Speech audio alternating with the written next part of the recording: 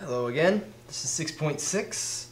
We're going to be solving radical equations. That means equations where the variable is wrapped up inside of a radical.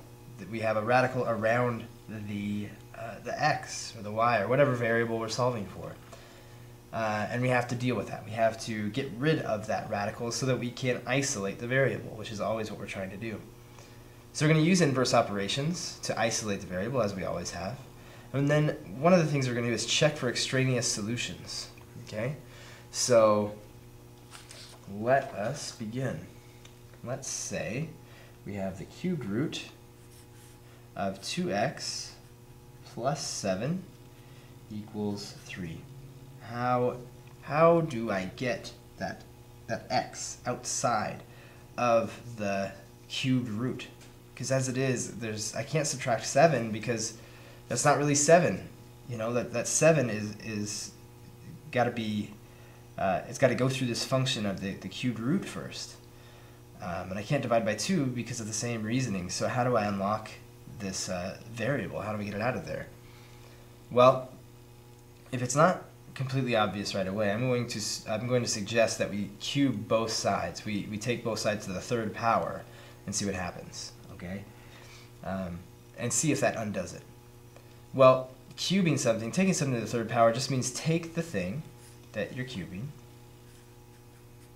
and do what with it? Multiply it by itself 3 times.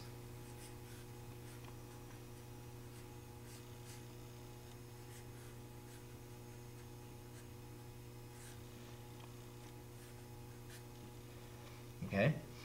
So now we have a cube root of something and a cube root of something and a cube root of something. They all have the same root, which means we get to write them underneath the same root. So that's a little cleaner than this. So the third root of this times this times this. Well, it's just 2x plus 7 cubed equals 27. So what's the cubed root of a perfect cube? You know, what's the cube root of 27? What's the cube root of 3 squared? Well, it's just 3. The cube root of a perfect cube is just the base of the cube. The base, the thing that you're raising the thing to the third power. So 2x plus 7 is all that's left after you cube the cube root. Okay, and this is equal to 27. And this is just a regular equation. Subtract 7, and x equals 10. Okay? What about a square root? How about the square root of x plus 25 equals 4? Well, I'm going to say, since it's the square root, let's square both sides. So if you square the square root, you have x plus 25. If you square 4, you have 16.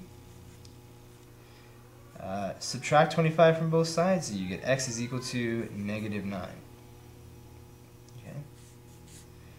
If we were to put negative 9 in here, we get 25 minus 9, that's 16. Square root of 16 is 4.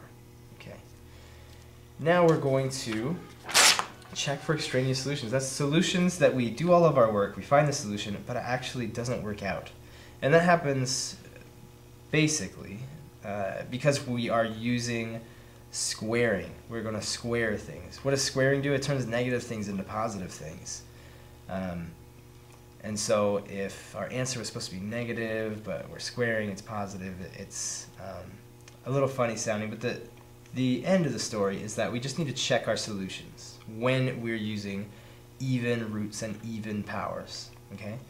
So if you're doing square roots, fourth roots, sixth roots, check your solutions because it's going to be like a positive negative issue.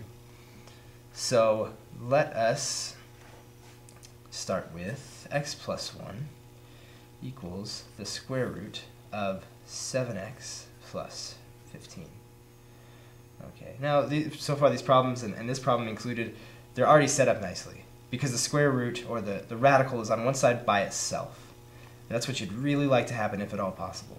Okay, so, and it is. We might see some problems in the future that aren't that way. So because it's the square root, let's square both sides. If I square this, I have to FOIL it. Foiling this would give me x squared plus 2x plus 1. This would be equal to 7x plus 15. And now I want to since I can see this is a quadratic equation, I want to get all the x's on this side and leave 0 over here. So x squared minus 5x, because 2x minus 7x is negative 5x. 1 minus 15 is going to be negative 14. And how do we continue to solve this quadratic?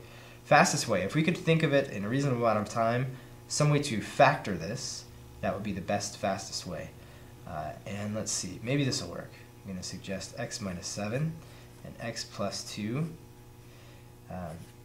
7 and 2, you multiply them together, you get negative 14, so that's good. We add them together, negative 7 plus 2 is negative 5, so it checks out. These are the factors of x squared minus 5x minus 14. Now we set each factor equal to 0 and find out that x equals 7 and that x equals negative 2. Okay, so like I said, since we are really truly, if you want to rule and you think you can remember this, you're going to check your answers when you are using even powers, okay, and when you have variables inside the radical and outside the radical. That's when you're going to check your answers. If you can't remember that, just do it all the time.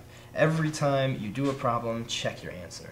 Make sure that no answer is giving you anything funny, no funny business. So let's try 7. Let's just check out 7. So 7 plus 1 equals the square root of 7 times 7 plus 15. 7 plus 1 is 8. This is 49. 49 plus 15 is going to work out to be 64, and the square root of 64 is equal to 8. Okay? So that checks out. That's good. Let's check out negative 2. So negative 2 plus 1 equals the square root of negative 2 times 7. Kind of wrote that in the wrong order, but it's fine. I put in a negative 2 for x, and here's 7, plus 15. Okay. So now, negative 2 plus 1 is negative 1. The square root of, well, this is negative 14, this is 15. 15 minus 14, that's 1. Okay. When we're solving these equations, we're going to treat the square root like the function, the square root. And remember, in the previous section, we said, let's just use, when we take the square root, now let's just say it's the positive version of that. Okay? So, when we take the square root of 1, we're just going to get 1. We're going to say that it's the positive version. So this would be saying that negative 1 is equal to 1, which it's not. Okay? So, again, taking the square root, now we're going to say just the positive ones when we're solving these equations, just the positive ones. And so this doesn't work. So negative 2 is extraneous. Okay? So that is that. Next, there's basically one other speed bump that we're going to run into. Okay? Let's see. How about x plus 3 to the 5 halves equals 32? Well, what are we going to do? We want to cancel out this 5 halves. I think many of us are familiar with the idea of multiplying this by its reciprocal. Could I multiply this number by its reciprocal and therefore cancel it out, get 1? Well, sure, I can. I can raise both sides of the equation to the same power like I've been doing and cancel this out. What if I take both sides and raise them to the 2/5 power? Okay?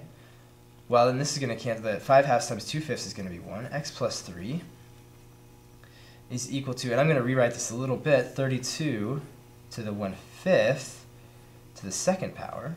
So x plus 3 is equal to, what's the 5th root of 32?